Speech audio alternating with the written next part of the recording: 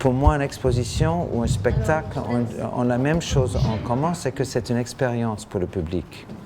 Sauf qu'il y a une très grande différence, c'est qu'un spectacle est fait pour que le public voit ce qu'il voit du début jusqu'à la fin. Les artistes qui nous entourent ici n'ont jamais conçu leurs œuvres pour être mises à côté avec l'œuvre qui est là. Ça, c'est le choix du commissaire. Ici, c'est une proposition d'une idée de mettre un tableau d'un artiste à côté d'un autre. C'est quand même des similarités ou des contrastes. Et ça donne la possibilité aux visiteurs de former leur opinion.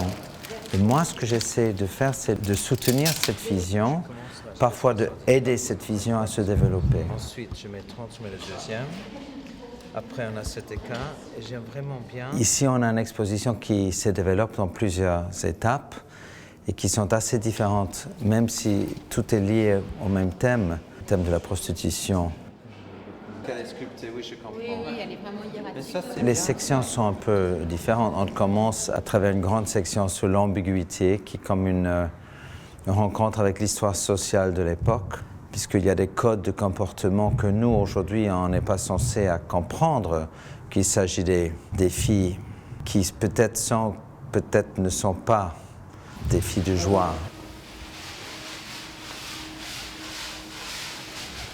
Et après, j'ai créé un long couloir qui est comme une rue de Paris, en perspective. Et cette perspective visuelle est basée sur 2 photographies que nous avons tout de suite après dans les sections suivantes, le début des maisons closes. Et les premières œuvres qu'on voit, c'est ces 2 photographies, mais en taille réelle, qui montrent 2 extérieurs de maisons closes dans les rues de Paris. On a la mère Grégoire de Courbet qui dirigeait une maison close. Et on entre et on a une série, bon je ne vais pas les décrire tous, mais on a une série de pièces. Il y a une scénographie un peu plus développée où on voit les filles, les clients, et j'ai créé une atmosphère comme un salon avec aussi un banquet. Mais après, il y a la première de nos 2 salles où il y a de la photographie pour adultes, avec une collection assez extraordinaire de photographies de l'époque. Et la dernière salle de cette section est plus dure. Les filles dans le Saint-Lazare, hôpital et prison à la fois. Et après, on entre ici où nous sommes, chez les courtisanes. Donc il fallait faire un contraste énorme. Et on a 3 salles que j'ai choisi de tapisser en damassé pour mettre en valeur ou leurs portraits ou leurs meubles. Et quand on était en train de développer cette salle avec des meubles extraordinaires qui appartenaient à ces courtisanes, je me suis dit, mais est-ce qu'on ne pourrait pas avoir un magnifique lit? Il me semblait que pour une exposition qui traite la prostitution, donc sur l'acte sexuel qui se passe d'habitude dans un lit, que c'était bien d'avoir un lit dans l'exposition. Et j'ai trouvé une ancienne carte postale qui parlait de ce lit, qui montrait ce lit. Là, c'était marqué le lit de la marquise de la Paiva, dont on a le console, le tableau qui était chez elle. Donc ça, c'est une section assez riche pour donner une sensation d'un hôtel particulier qu'une courtisane aurait peut-être reçu d'un ou plusieurs de ses admirateurs.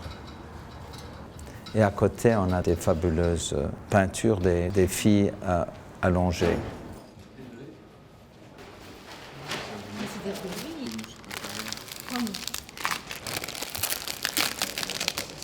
Après la section sur les courtisanes, on va vers la modernité. Si vous voulez, l'exposition va jusqu'à 1910. Et on va dans une section d'abord qui explore le côté moralisateur ou satirique du thème.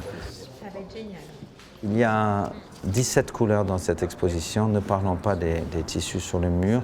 J'ai beaucoup joué avec les couleurs rouges, qui n'est pas étonnant pour le thème. Dans certains endroits, j'ai essayé de choisir des rouges qui me semblaient très 19e, et dans d'autres endroits, j'ai choisi des rouges 20e ou 20e siècle, des rouges que je n'aurais jamais vus à cette époque. Par exemple, la fin de l'exposition, où on se trouve, à mon avis, moins dans un contexte social history et dans la peinture pour le plaisir de peinture. Mais ce n'est pas moi qui ai choisi les tableaux, donc je vous donne mon impression.